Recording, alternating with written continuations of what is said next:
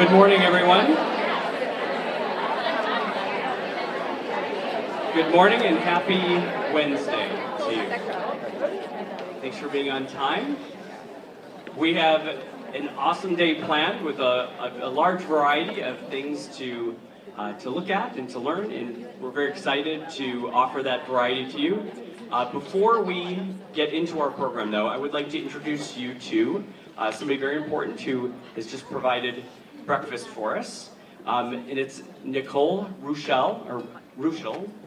She is from the Schools First Federal Credit Union. She's the Membership Development Officer, and so breakfast was on her today. She'll also be around for the health fair, so I want to say thank you.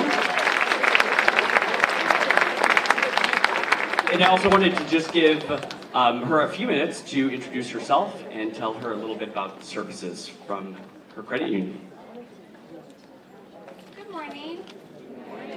Can you guys believe I got all of those donuts here in a Honda? And it was pretty easy. So, well, like he said, my name is Nicole and I'm with Schools First Federal Credit Union. And just by show of hands, I am very curious to know how many existing members we have out there. Wow. I wasn't expecting that. That's awesome. Thank you so much for your membership. We absolutely love our school employees. And for those of you who may not be as familiar with what we do, we are a credit union that is exclusive for school employees. It's all free, and our products and services are going to reflect the needs of our school employees specifically. So the most popular product and my favorite that I'll talk about first is our Summer Saver account. It was designed for those school employees that are maybe receiving 10 or 11 checks throughout the school year instead of 12. So we have designed this account that's going to help you save up to $2,000 max per month. There's no minimum. You choose what you're comfortable with. And during the summertime, when you're not getting that direct deposit, this account's going to automatically deposit everything you've saved throughout the year and put it into your checking or savings account, and then it will renew for the following school year for you. But the best part about this account is the interest rate, so I'm really glad that you're all sitting down for this. It's 4%. Yes, it's 4%. That's not an introductory rate. 4% is what you're going to be earning in interest throughout that entire year. And just to kind of put that into perspective, let's say your regular traditional savings account's paying you 0.1, and that's being generous. So the amount of interest, I'm going to let somebody guess the answer for this. The amount of interest that you're going to earn in your Summer Saver in just 1 year will take that other traditional savings account how long to pay what we do in 1 year in interest? 40 years. 400 years. 40 years. 40. It's 40 years. That's more than a mortgage. And you'll earn that amount of interest in just 1 year in the Summer Saver, regardless of how much you put in there. So membership, again, is completely free. You do not need to break up with your bank. I'm not here to try to tell you to leave your current financial institution. If you're happy where you are, keep it. But we can provide benefits to you specifically that other places just simply cannot offer. And that's what I'm here to do today. So I will be here throughout the duration of the health fair. So when you're on break, please come and talk to me and fill out an application. It takes 2 minutes, and I'm actually depositing the first $5 to get your membership started today. So I don't need to see your pay stub to verify that you are a school employee, since we are so exclusive. I don't think you'd be here if you weren't getting paid for it. So just come and talk to me. I am happy to answer any questions. We're also the third-party administrator for your 403B accounts for retirement. So I should be having a specialist here with me as well later on today, but I'm happy to answer any questions, and I hope you enjoyed breakfast. Have a wonderful day. Thank you, Nicole. So I wasn't slated to give announcements, so I'm hoping people aren't cringing. I'm not going to take up a lot of your time, but I don't get this opportunity to talk to everybody as a group. So I do want to just update you on just a few topics. I do realize that our work with Metro has caused an inconvenience and a disruption into your schedules, and I am sorry that has happened. I'm working with our student group. The fight is not over. It's real. The worry that we have with, and I put out a lot about Metro. So I know it's long newsletters. It's got links, and we're at some point either going to win or lose, and it's coming soon. And so if we're at that point where we've lost, then we know we've done everything that we can. But I share with you that the scare is real when it comes to mitigating some of the health concerns. And so I don't want this to be a rant from me today, but I do want you to know that it's real. It's not political from a perspective of safety and that staging area being 15 feet away. There is a lot of work, and the judges have agreed that Metro has to do with their environmental reports that are incomplete and inconclusive. And so we have to be assured that that work is completed and it's done in a timely manner. But I want to thank you because I do realize that that was disruptive to you. And I think that we had a really good turnout, and I think that the message was made. And so now the work is going to continue. Go with some of the meetings, and some of the students and parents are going to start to take over some of that work. And I'll keep you updated where we are with that progress. Reconfiguration, consolidation. That's a way longer topic that I can speak about, that I have time available. But if you remember back in January, that was one of the biggest surprises that I ever had, was thinking that we were having a board vote on reconfiguration. And at the very meeting that I thought that was going to happen, thought that was going to be a 3-2 vote, that it didn't happen. And so the board gave us a lot of questions, and so you're going to start hearing about reconfiguration again. We had a meeting last night, a study session, and so you're going to start hearing more about reconfiguration. It's very complex, and I'm always willing to come talk to you about it, your schools, but you're going to be hearing about it. Again, this is nothing new. The district has known for decades that reconfiguration is something that needs to happen for the improvement of instruction, but also for financial sustainability as well. So that's going to be more in the news in the next couple of weeks and month. And then finally, I just want to leave you with the contract. And as you know, this has been very difficult contract negotiations, and I'm very glad and grateful to the bargaining team to work forward and think ahead and get creative, and I'm very glad that that part is over. We're waiting for one more thing to happen, which I'm sure you're aware of, and that is there's a form, it's an AB 1200 form that is required, that's filled out, sent to LACO, and then returned back to the school district.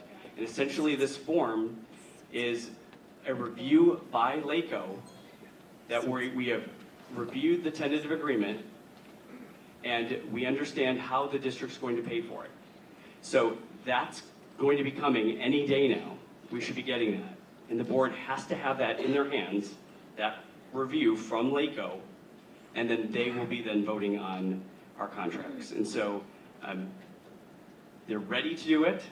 They're ready to do it as soon as possible. And so we keep checking the mail and email to make sure that we get that AB 1200, because the board is wanting to do that and with a 5-0 and pass that, so we can move on and start rebuilding many of the relationships that have been impacted. So that's happening. And that should be happening very soon, so I'll keep you updated. I mean, each day we're looking for that form so that we can set that meeting with the Board of Education. So that's going to happen very soon. But as you know, things in education, it either happen really fast and you feel blindsided, or we move at a glacier pace. It's either one or the other. And so I know you've been waiting, and thank you for your patience, because we're ready to just have it completely formalized so that we can move on and start rebuilding. So that's probably way over my time, but I do want to, at this time, introduce you to our keynote speaker to kick us off today, and his name is Jeff Heil. He is a digital learning innovator for the San Diego County of Education, and he's an adjunct professor for educational technology at California State University, San Marcos. He is a Google certified innovator. He is an educational trainer.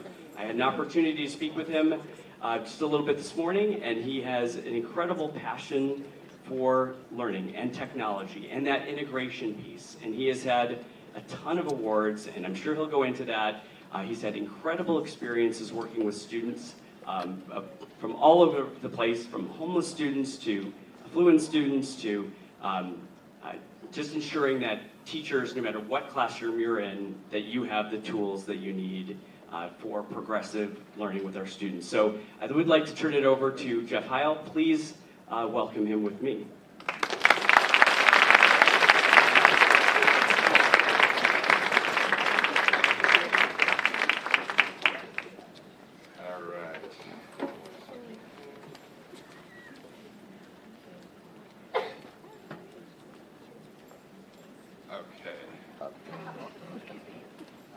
I feel like the blue light makes me look larger than I actually am. I don't know if that's really true, but it's making me a little bit nervous.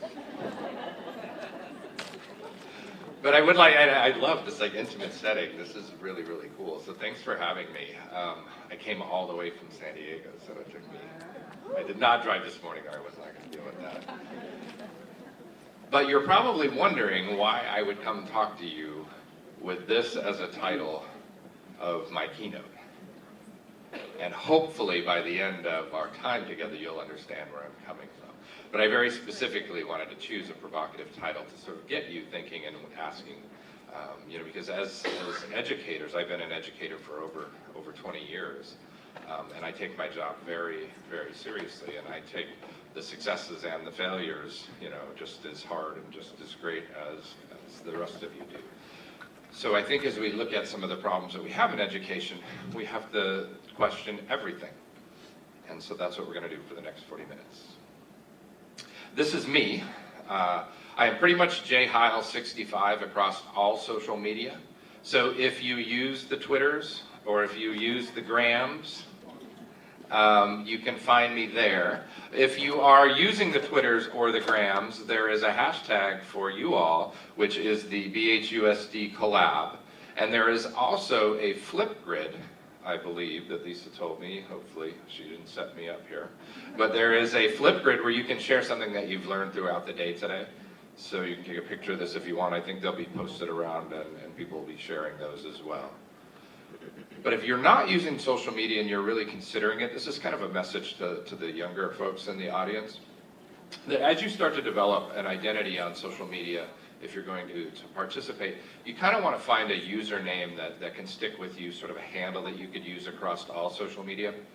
And it might sound like a really awesome idea to tie that handle to the year of your birth.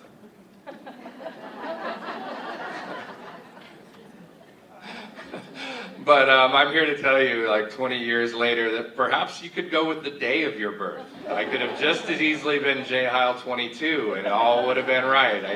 It wouldn't have to out myself as somebody who receives mail from AARP for some strange reason. So just a word of caution for you all, but I would love to connect with you if you do use social media.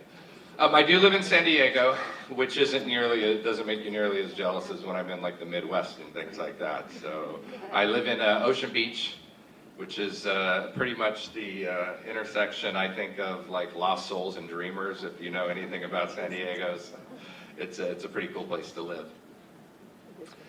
But I want to take a second, and I want you to put your educator hat on, because this could go south if we don't. Okay. And I want you to consider two things. The first one is, what keeps you up at night? And the second thing is, what gets you up in the morning? And I think as educators, that's a pretty easy thing for us to answer. So I would like you to...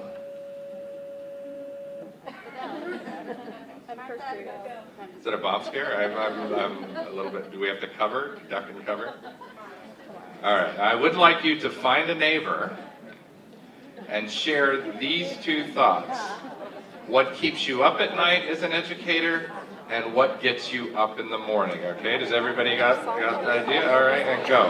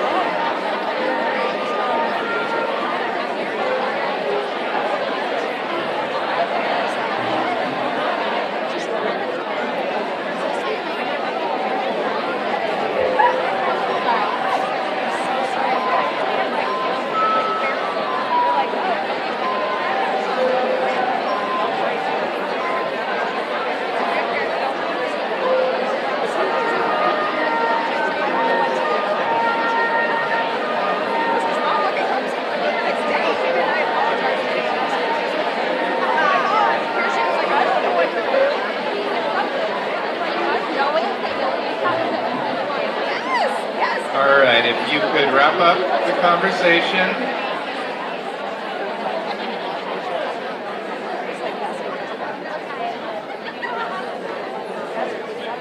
And if you could thank your partner for sharing with you.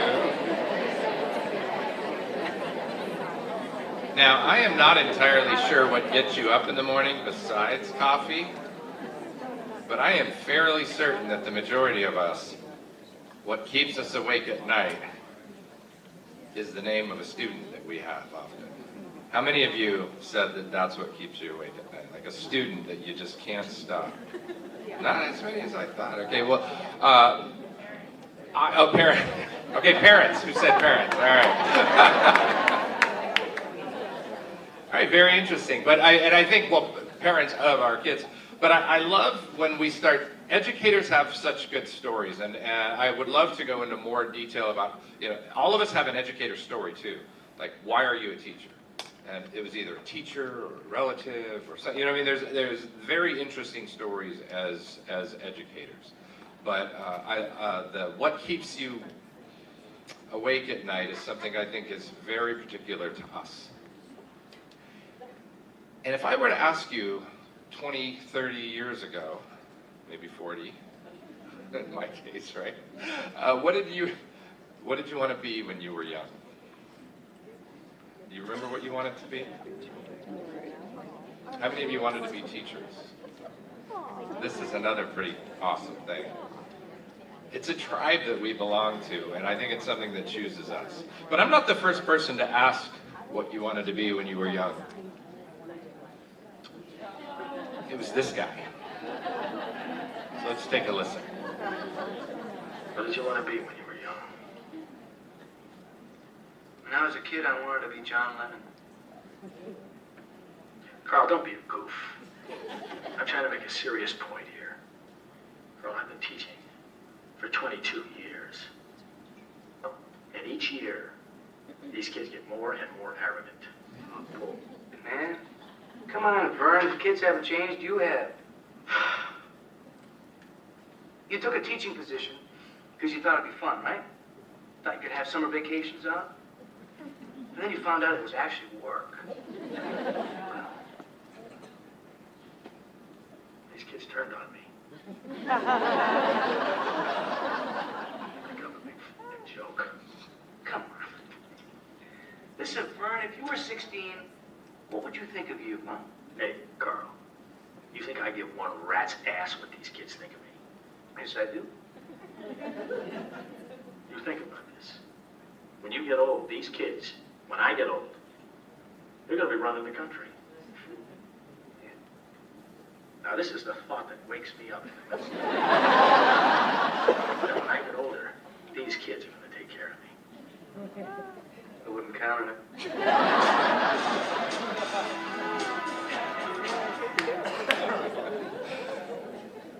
So again, showing my age and my passion for 80s John Hughes movies, right? But I love this movie. I don't know why I love this movie. But as I look at Vern, and this is, I've done this keynote a number of times, and one of my best friends does this work with me. And one of the things he said is, he lives in New York, and he said, Jordan and I did a John Hughes thing, and it's his 13-year-old daughter. And he said that he noticed something when he watched Breakfast Club, that in the beginning of the movie, you see this picture where Vern was the teacher of the year. And I don't think any of us remember that. You'd have to go back and revisit it. And so that's what I think is the point for this. And by the way, I had to do some creative editing. You may have thought you heard swear words, but you did not. I edited those out. Is that Vern, and we all know Vern in some way, shape, or form, didn't start teaching that way. There was some change that happened over time, right? Because change always happens over time. And it's what we do with it, that change. Do we change with the system? Do we change to want to be a better teacher? Or do we change over the fact that we no longer want, the same things that we wanted then? And so my journey in education was an interesting road. These are my parents. This is Joe and Julie on their 50th wedding anniversary. And my dad passed fairly soon after that, but I am the first person in my family to graduate. from high school. And I'm still the only person in my family, with my sister and her kids, to graduate from high school. And there was something about that fact of my family and the greater part of the family that sort of drove me into some form of teaching or other. Like, I joined the Air Force when I got out of high school, because college wasn't even a thought that I had, and I was a teacher in the Air Force. I got out of the Air Force, I started working for the Hyatt hotels, and I moved out to San Diego. And there was something about a conversation that I had with my mother when she was telling me that my nephew was dropping out of high school. Or I didn't even know he was in high school. But she called me and she said, "Son, Jeremy's dropping out of school." And this is during a time when I was getting my teaching credential. And I was in college. And I remember thinking to myself, "Mom, how is that okay with you? How is it at all okay that this kid is dropping out of school?" And she thought about it for a minute. And this was her answer. And the sad reality of that is that she believed that. That, son, we just ain't school people. And I think that became part of my why I do what I do. It's like, no, that's not true. We are all potentially school people. We are all capable of achieving. The system may not, and I've had this come up in the past when I say this, the system may not be geared to advantage, everyone in the same way. However, it is possible. We are all learners. We are all school people. And I think that's what drove me into education. And so for the past 22 years, the same number of years that Vern was teaching, I have worked with youth who are incarcerated. I have worked with youth who are on probation. I became a teacher to work in Father Joe's homeless shelter in downtown San Diego. And then in 2005, they sent me to Cal State San Marcos on loan as a distinguished teacher. And I've spent the better part of the last 10 or 12 years also working with adults. And I haven't had the luxury of working with this crazy group of kids, these rabble-rousers. But I have worked with a huge group of kids that I have always labeled as non-traditional learners. And I've been I do a ton of reading, and by that I mean I listen to Audible. I don't the verb has just lost its meaning to me. It's stretched so far. Is that actually reading when I listen to an audiobook?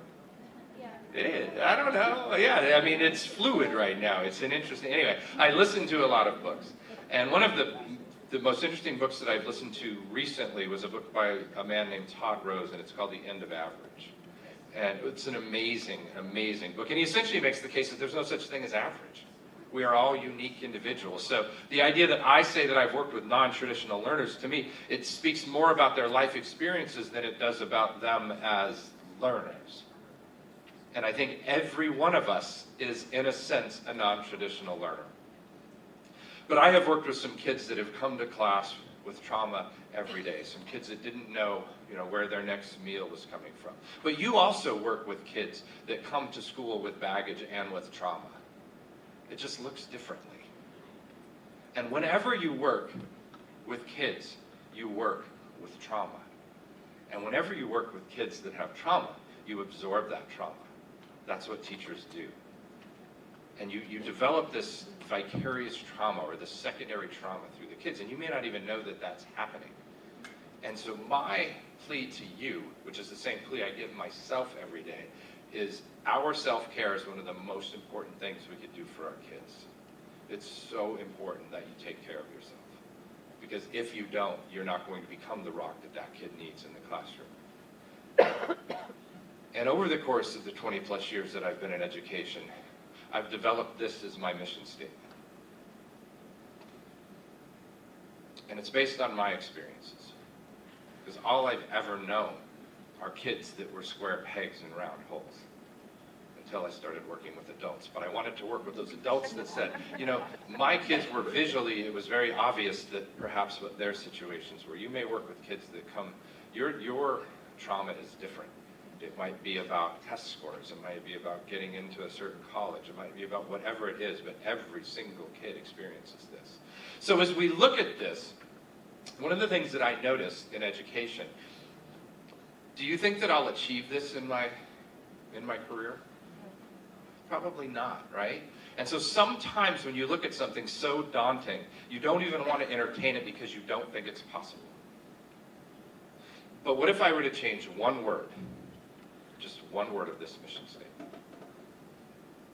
What if we changed the word eliminate to disrupt? Is there anyone in here that does not believe that she or he has the power to disrupt that predictability?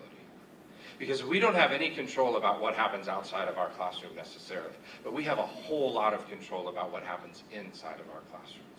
And no matter what the social structures are, no matter what the current political climate is, we have the ability to make a difference in our classrooms.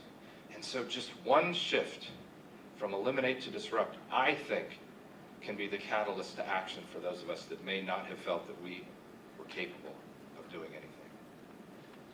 And so that's what I'm hoping, one of the things that you'll take away from here. But one of the things that is obvious is that things are too predictable. So we do have a problem, hence the title of the keynote. I may not be the cause of the situation. We are not the cause of this. I can pretty much state that. However, we've inherited this system that has this predictability. And what are we going to do about it? And so what I set out to do was sort of examine my life as a 20-plus year educator and see if there's anything I could have done differently. And so I'm going to invite you on this journey. And when I do, I want you to think about your career, your life, your kids, because you're not me. But we all have these experiences. And I'm predicating everything that I'm saying on this belief, that every kid is a learner. Every single kid is a learner. Maybe not in our classrooms, but I think that's partly our issue as well. So I'm predicating this on every kid being a learner. And so what do you do when you want to do this investigation? Well, I broke it down into 3 areas. I'm going to ask questions, which I've already started to do here. We're going to look at some of the research, some of the data, which actually could be part of the problem, believe it or not. And then I'm going to propose a solution. Not the solution. If anybody says that, it's like finding the Buddha in the road, right? You should just punch them in the face and walk away. There's no such thing as the solution. So that's what we're going to do. So let's start by asking questions. But of course, we need to entertain Hollywood, or have them entertain us, because they see educators in an interesting way. But my question to you is, how do we see our role as educators? So let's start with Hollywood. C, D, F, F, F. 3 weeks we've been talking about the Platt Amendment. What are you people? On dope?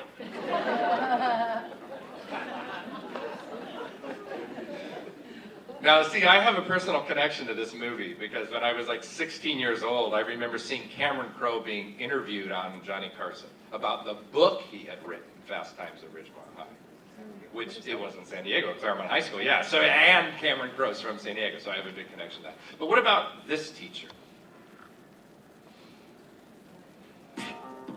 Atticus Finch is a good man because he's a good person who's a lawyer. Stupid. Spell.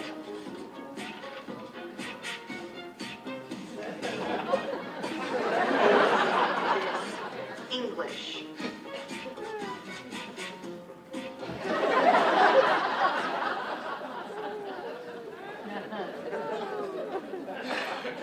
So these people write these characters based on actual teachers that they had. So bad teacher, though, was not quite, I don't think, true to form, right? However, so let's go back to my title. So what if it's us? What if it's us? What if it's not education? What if it's educators? Right? Spoiler alert, I don't believe this. But I mean, if we strip this down, that has to be one of our questions. What if it's us? What if it's me? Right? We have to entertain that. So when Carl tells Vern the kids haven't changed, you have. I think that brings new meaning to our lives and our careers. We all change. We don't have any control over that. But what we do have control over is how we change and what that looks like. And it's not, I mean, this goes, Thoreau has talked about this forever. It always reminds me of my favorite book, Catcher in the Rye, when you'd always go back to that museum, right? Because it was the one constant. And he could see his change. Holden could see his change through the museum that he went back to. But things don't change, we change. But we do have control over how we change. So this is, again, apart from my mother and my father and that family, these are my why, these two girls. This is Zoe and Lily. Before and after. So Lily is on the left and Zoe is on the right. And Zoe is a freshman at Cal Poly now. It was her first year, so it's all freaking me out, the whole thing. But they're my why. And they couldn't be any more different as students. Zoe was the self-confident one that didn't matter what the teacher said, she was going to use her strong will and she was going to make sure she was successful. Lily's the one that you can crush her with a word. You can crush her with a look. And we need to know that. We need to know that we're dealing with someone else's kids. And even when they're from the exact same parents, they're not the same kids. And I truly believe that it's our role to establish the sort of relationships that these kids need so that we can make a difference in their lives. And that takes us to the purpose of education. What do you want for your kids? What do you want for your students? And to me, those become inseparable in ways. And I love the metaphor of the door. And I had asked people on social media, I said, send me pictures of doors. I'm curious how, because the door is such a metaphor for learning. I said, send me pictures. And I think we have a choice. We have a choice to be the conductor, right? That takes the kids. I actually took that picture. That exists in that random train station in London. But we have the chance to be the conductor that takes these kids through the 9 3/4. It's not real, by the way. It's just sort of staged. But takes them there through to Hogwarts, where these kids have this amazing experience. And if that's the case, this might be the kind of door that you would see when you walk into Hogwarts. And I've actually I realized that when people were sending me pictures of doors, that everyone that decorated their doors got their ideas from Pinterest. So as not to out anyone, I started going to Pinterest and getting cleaned up versions of these. But I love this door. When you enter this classroom, you are amazing, you are important, you are smart, you are risk takers, you are respected, you are talented, you are loved, you are a friend, you are special, you are leaders, you are creators, you are the future, you are the reason we are here. But some people might see the role of us as educators as the gatekeeper, not the conductor. And what does that door look like? And again, I got a picture of this door on somebody's room.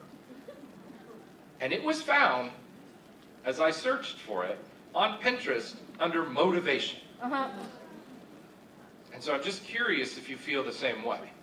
Notice to all students, leave the excuses at the door. If you didn't do your homework, just admit it. If you didn't understand the assignment, ask for help. If you didn't study for a test, accept the grade and resolve to do better with my help if necessary next time. If you refuse to follow the rules, accept my consequences. This is not a democracy. This is my classroom, and I'm here to teach you, to inspire you, to help you grow. I'll do my part. The rest is up to you. This was found under motivation. Now, and what I will say is I don't believe that any teacher was trying to use that to demotivate a kid. I don't think anyone goes into education to torture kids. That may be a result, but they don't go into education to torture kids. So if that's the case, and I honestly in my heart believe that to be true, like, you're not going to put that on your door if you don't think you're trying that tough love that every kid needs. But that door would scare my Lily Rose. Zoe would kick it down. She wouldn't care. But Lily would run away. And that's not okay with me. And all of the Zoes and Lilies out there, they need to have a door that is welcoming, a door that everyone can come into, not just one. So which door would you walk through?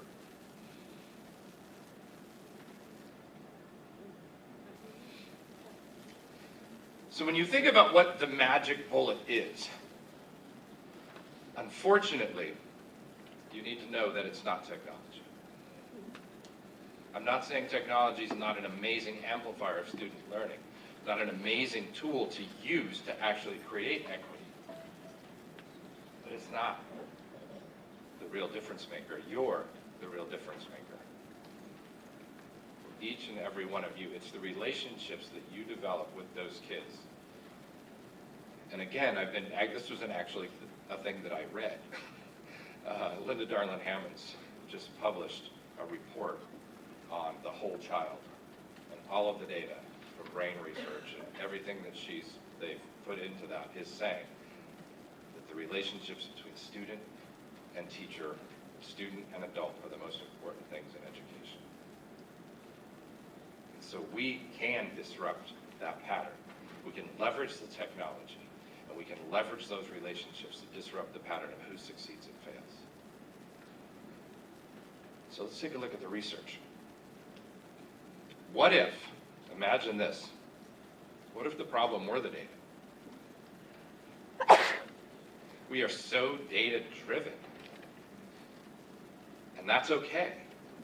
Because if you were my students, I would want all the data on the world I could get on you because I could help you grow with that data. But that's not the problem I'm talking about. This is the problem that I'm talking about. When we only see data as numbers, when we see data apart from kids, it can be damaging. It can be damaging not only to the kids, but to us because it changes the way we see the kids. So when we hear that the dropout rate for Latinas is 30%, but it's not attached to a Latina, then you're like, that's unfortunate. And you move on. And that's problematic. How are we seeing the data? To me, the data is only valuable if it's connected to a kid. I need it to be connected to a kid because then that will be the catalyst for change that I need. And again, I'm a little obsessed with my reading/listening. And Simon Sinek in his book, The Leaders Eat Last, numbers of people aren't people, they're numbers. I'm going to give you a couple more to make sense of this. Numbers of people aren't people, they're numbers.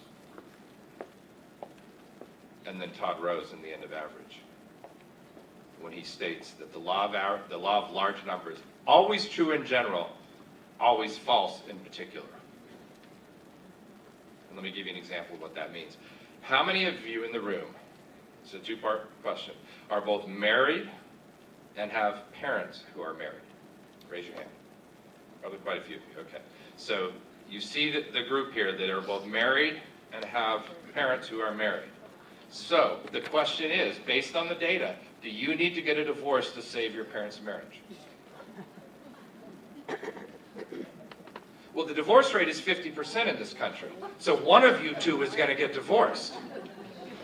So to save your parents, do you understand the law of large numbers? Always true in general and false in particular. Whenever when teachers would say to me, why are you showing all this data to kids about how bad things are for them? I said, because it's not about them. It's about people who look like them. They're not those numbers. They don't have to fall fate to that. And then Stalin, which was quoted by Sinek, the death of one man, this really, I think, the death of one man is a tragedy, the death of a million, a statistic. And I would morph this into education. How about we change it like this? The dropout of one student is a tragedy.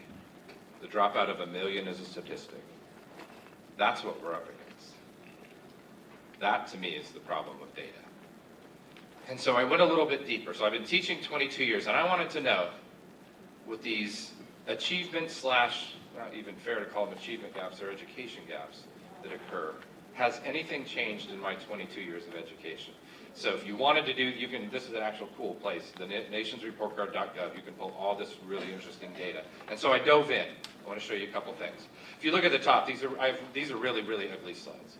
But I'm looking at the trend in 12th grade reading scores. So I'm comparing reading by race. So up here you see American Indian, Native Alaskans to white. So everything's going to be in comparison to their white peers. So when I started, approximately when I started teaching, there was a 19-point gap between American Indian, Alaskan Natives, and whites. And in 2015, there was a 17-point gap. So statistically, really no change.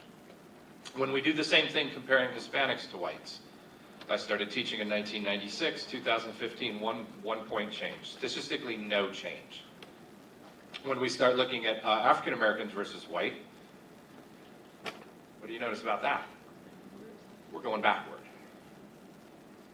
So again, if I'm going to question everything, I've got to take this a little bit personally, and I've got to look at this and say, that's not okay. But then here's the problem. Why are we not so freaking uncomfortable with this, that it's not a national outrage? Because it's such big data. We're not attaching it to kids. It's just unfortunate. Unless it's your kid, then it's not. And we may think that nothing can change, but things do change. The Asian Pacific Islanders shot past their white peers, in both reading and math, by the way. So change is possible, so why aren't we changing? And again, we need to own this. We need to figure out what it is we can do. And this data is a couple years old, but I was looking at what we create also are schools within schools. When we look at, we're so focused on graduating kids, we're not focused necessarily on how they're graduating. And this is true statewide in California when we look at the A through G requirements. The kids that were graduating, which as you look at this data is not very good, but how many of that group that's graduating is actually CSU, Cal State, CSU eligible, or whatever, UC. Bad, it's bad, by the way. As a state, we're about 35%. So that's a problem. Data's not the problem. Data apart from kids is the problem. We need to make sure that we connect that data to faces. So what can we do? And this comes back to us. What can we do? I think to me it's about what we believe. What we believe. Because what we believe is actually the lens that allows that we see with. And if you don't know what you believe, that could actually be just as damning as if you believe things that might harm kids, because then you're just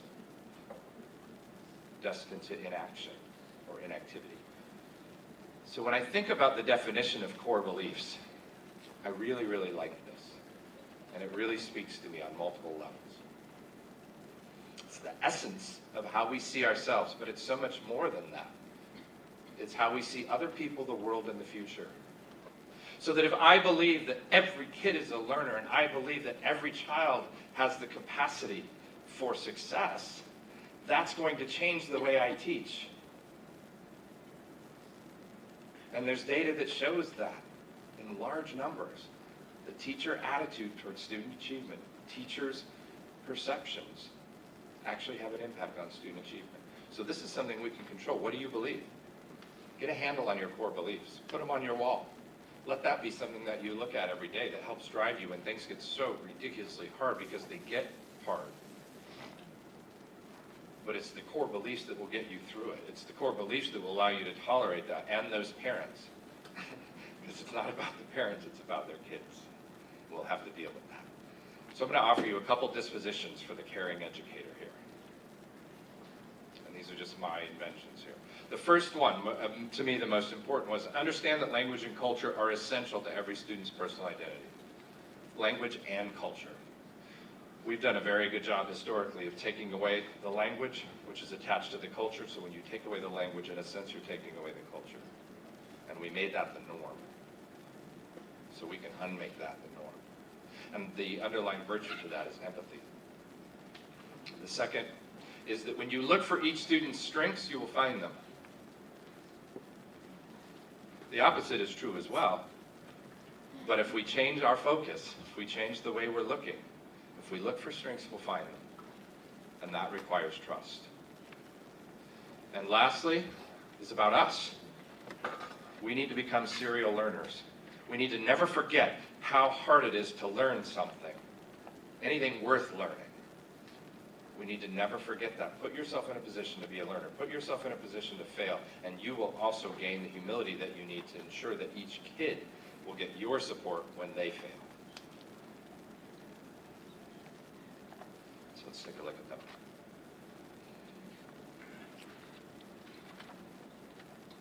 To me, this is the core value is empathy. Understanding that the language and culture is essential to every kid's identity. How well do we handle that? And what I love about this quote by Simon Sinek, he was talking about leaders, but to me, we're all leaders. We're leaders of the kids in our classroom. You're leaders of the teachers that you work with. You're leaders of the staff that you're with. But as you look at this, empathy is a second-by-second, minute-by-minute service that we owe to everyone if we want to be called a leader, or to me, if we want to be called a teacher. A minute-by-minute, second-by-second. We don't get to choose when we're going to put the empathy hat on. It should be part of who we are. In the book Zen and Motorcycle Maintenance, Robert Pirsig said, if you want to paint the perfect painting, it's really, really easy.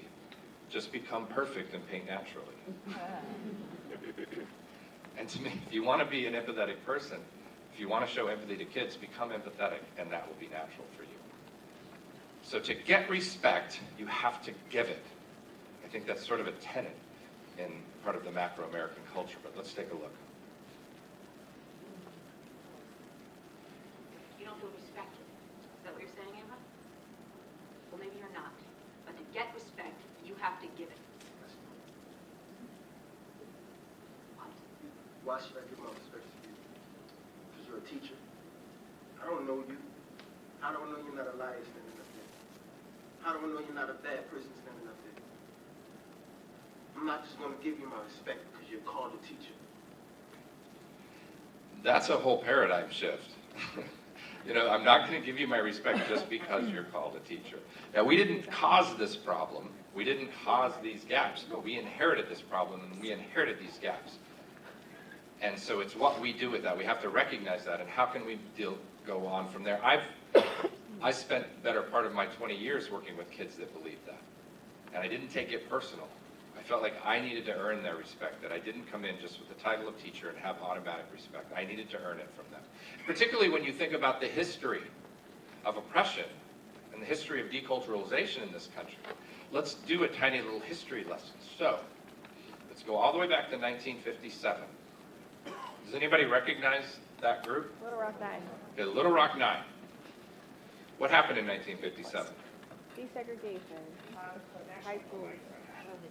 President Little Rock. Eisenhower sent the National Guard to force desegregation. The South was taking all due deliberate speed enforcing Brown versus Board of Education. They're going to take about 50 years to enforce it. Gradualism. It's all due deliberate speed. So, Gradualism, right? Gradualism. Had this conversation with my daughter. We brought in the national, the 101st Airborne, I believe.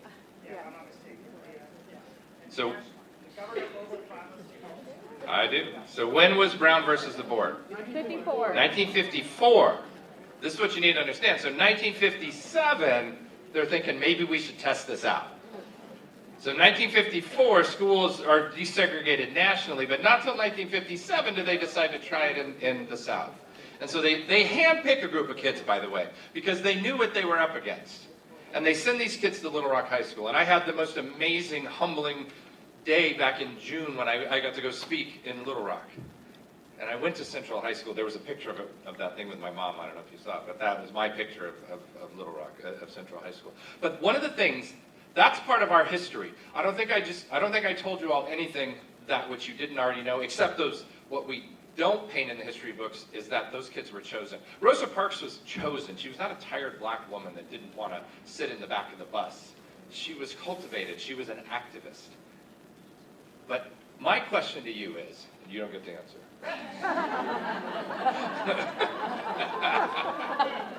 What happened in 1958? This is my problem, and it's our problem. I've talked to thousands of educators, and probably 1% can answer this question. What happened in 1958? Let's take a look. The next year, Governor Faubus closed down all Little Rock's high schools to halt integration. Faubus was so popular that year, he easily won his third term as governor.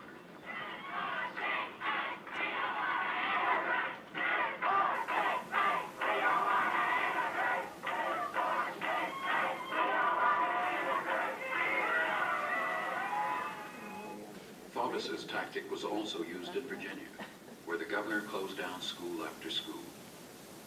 He closed down every public high school in Little Rock to halt integration.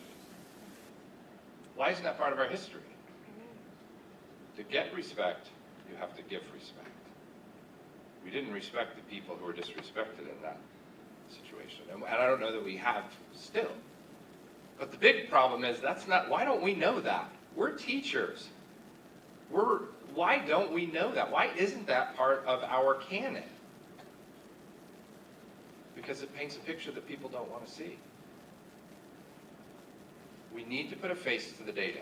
And when we do, we'll galvanize around something. So I have an example for you, the power of one story. I was working with a group of kids in inner city San Diego, and we were doing a PBL unit on hip hop. So they had a chance to write their own lyrics, pick some beats, and record over it. And this was Jackie's. What have I done wrong? I've always been late, maybe that's why. Walking through the school as slowly as I could, I just knew another social worker was sitting in that room. I was alone, I couldn't be a child, I had no toys. Instead, I couldn't stop, I was just a child, I didn't know what to do. I couldn't talk, I was scared. You would tell me they would take me elsewhere. Anger and fear coming through my veins. I could just feel was what I smelled. Ama, please stop. Ma, no, por favor. Ya, no lo vuelvo a hacer. Ama, ya, please stop. Bruises on my legs was told to say. I fell from my friend's bike, but I'm okay. You had relatives working for the system. You managed to drop the case. You were safe, but I was not. But who cares, right? I still love you, Mom. Who wouldn't give everything in your pockets right now to help Jackie out? When you put a face to the data, this is the kind of experience that we need to get out of our kids. Whether it's that situation or whatever the situations that they have, it's giving them that voice. That's Jackie's daughter. Jackie ended up in one of our parent impregnating programs, and she was bound and determined to graduate. She graduated high school when she was 20 years old, and now she works as a tutor in our system. And Jackie, as a Latina female, is not a statistic. She doesn't have a dropout rate of 30% because she graduated. Her dropout rate is 0. That's important. That's important, that we work to disrupt. So how do we see the students behind that data? Through their stories, through our relationships. That's how we see it. And then we make the changes. So when you look for the strengths, you will find them. This is an issue of trust. I didn't do it. I didn't write the poem. See if you remember this one. I didn't do it. I didn't write a poem. Mr. Anderson thinks that everything inside of him is worthless and embarrassing. Isn't that right, Todd? That's your worst fear. I think you're wrong. I think you have something inside of you that is worth a great deal. Yo. Come on, louder. Yo. Oh, that's a mouse. Come on, louder. Yo. Oh, good God, boy, yell like that. There it is. That poet, who didn't want to have the kids stand on your desk and say, "Oh, Captain, my Captain"? I mean, we all do. When I ask people, like, what is that teacher movie that really gets you? This is definitely in most people's top 5. As Finding Forrester is probably my #1, but it's about struggle. It's about struggle, and the fact that we are all non-traditional learners, and we are going to struggle, but it's not always going to look the same. And so how are we embracing that? And I think this helps answer the question, how can you love learning and hate school? It's how we deal with the struggle. It's how we get labeled when we're not following the prescribed path, when we're not following. We can't, one of my favorite teacher sayings was, it was March 1st, and the teacher called another woman teacher who's an African American, and she said, "I don't know what to do. It's March 1st and I haven't finished my Black History unit." Think about that. You wouldn't call Nancy to ask that person that if you weren't truly struggling with that, because we're trying to fit things in a system. I think it's about how we learn and how we deal with the struggle in how we learn. And I've been interested in my non-traditional learners and how they learn. And I think this is true of working with the teens that I've worked with, but also the adults, a lot of them career changers coming into technology. Their learning curve is very similar to those of English learners and very similar to me to those of my students that have struggled. This is your standard learning curve. It's S-shaped. You go through a pretty small period of struggle, which is this beginning. This is your struggle. And then you have this steep acceleration and you plateau and you move on. I found this as a learning curve for a technology system, but I think this really parallels our non-standard, especially our English learners and those kids with socio-emotional issues, that they go through a very long period of struggle until they hit a threshold point, but they eventually reach their peers. And so the question is, how do we deal with that struggle? How do we help them sit in that struggle comfortably? Yes, I drew this, it's really horrible. But I wanted the intersection of the two. And so if we saw the metaphor here of this is the lake, right? So here's the struggle, little bit of struggle for the traditional learner who makes it to the other side. This learner has to go through a long struggle to be able to make it to the other side. Often, what happens about here? They quit, they drop out, or they try to swim across and they drown.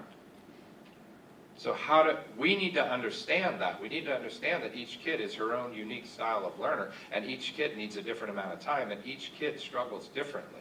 And we need to see them as individual kids with individual issues, and we need to do whatever it is that we can. We get so caught up in this idea of equality. I can't give this kid more time than that kid because it wouldn't be fair to the rest of the class, but that kid's successful, this kid is not. How could you not give this kid extra chance? So we need to be mindful of that. Struggle is a necessary part of the learning process. It's about how we deal with that struggle. We're all going to go through some of it. So do schools allow time for the struggle? No, not really. The system's not made for struggle. However, this goes back to our ability to disrupt. Can you allow time for struggle? Yeah, you can. You have control over that. It's not easy, but you have control over that. How do you deal with that? Lastly, the importance of becoming a serial learner. How do you see yourself? How do we see ourselves as educators and our role even as learners? We need to model learning transparently and openly for our kids. We need to not be paralyzed by perfection and never show anything that we've done that is not perfect. We need to have that humility. When you go through that, then you have the humility that helps you become a better teacher. In the teaching of college that I've done, every single student I've had has had to create a website and put everything they've done in my classes on that website. I wanted them to learn out loud. I wanted them to learn transparently. And one of the things they had to do was a learning project, a 20% project, and they had to share their learning out loud. And this woman, her project was how to ride a bike. She's an adult woman who didn't know how to ride a bike. And I can't promise you that she actually made it. On the table. You're doing good. Just tell them. Last time you only made like 10 feet under him. Yeah. You had all the way to limit. But I do love that she strapped a GoPro to the bike. She was committed to this. I did myself? Look at that. That's the face of learning. And struggle. They look very similar. I did?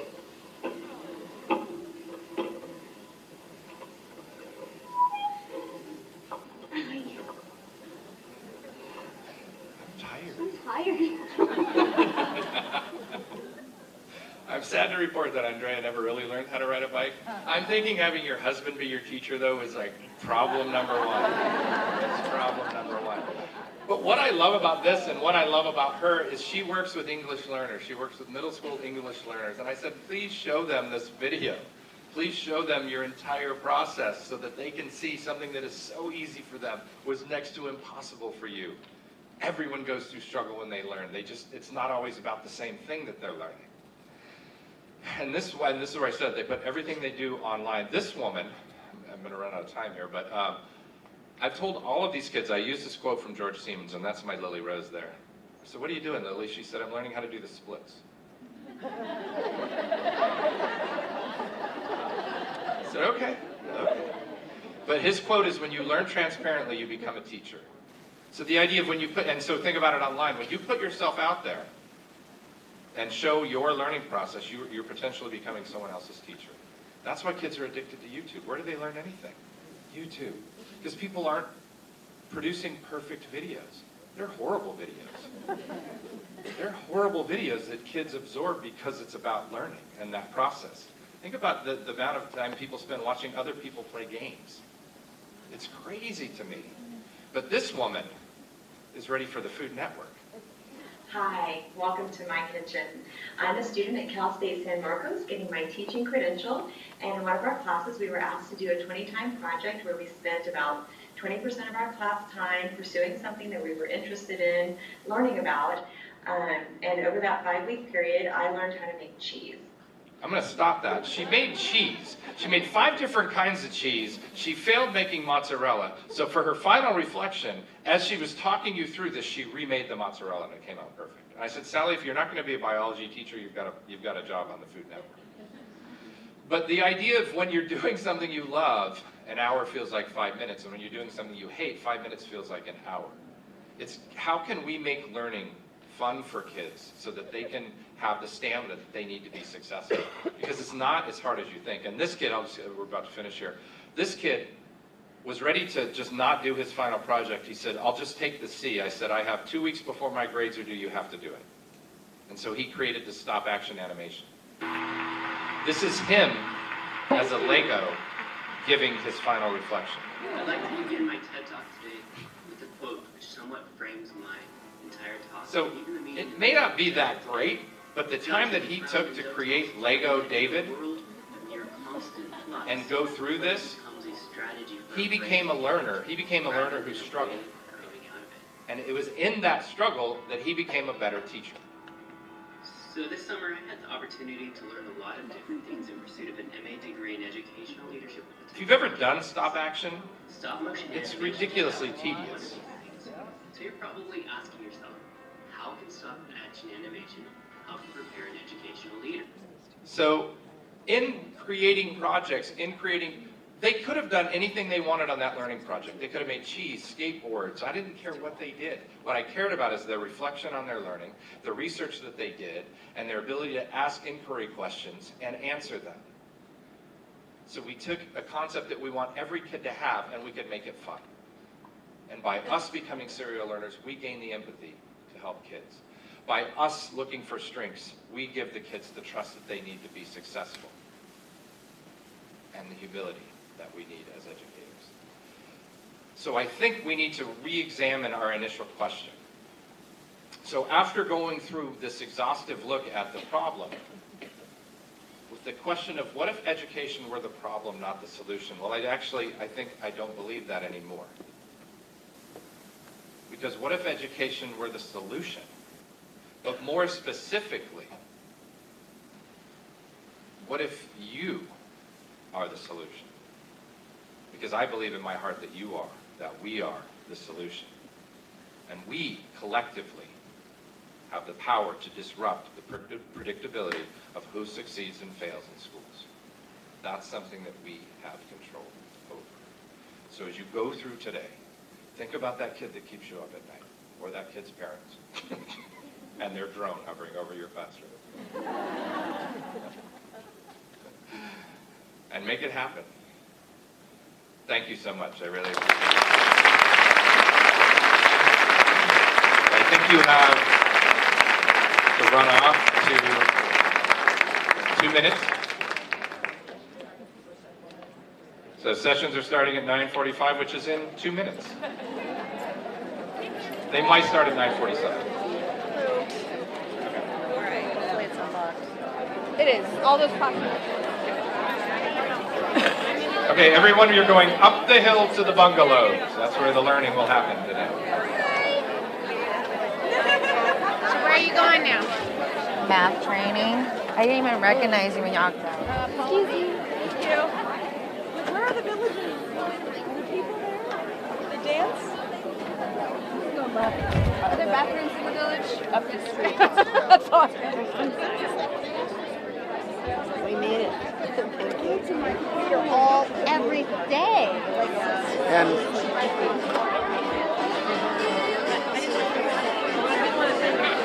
Thank you. That's probably why it's not. The elevator? I don't think so. Ever been? Yeah, thank you. Ever been supposed to have? Oh, thank you.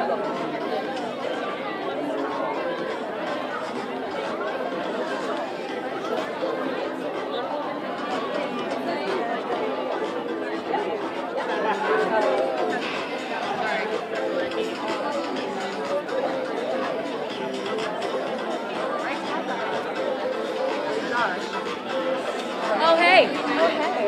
Oh.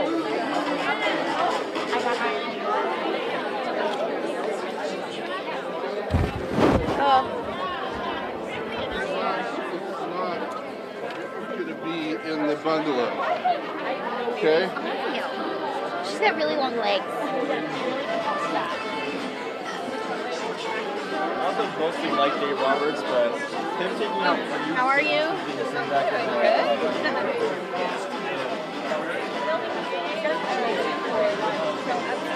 Yeah, my daughters are there, but I'm not there anymore.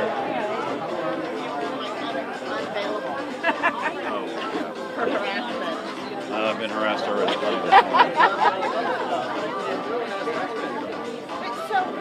how about this? All you need to do. No, actually. Yeah. Keep the head above water. Right. Whoa, are we okay? I'm so sorry. No, not to worry. Are you kidding? Don't leave your equipment. I think it's because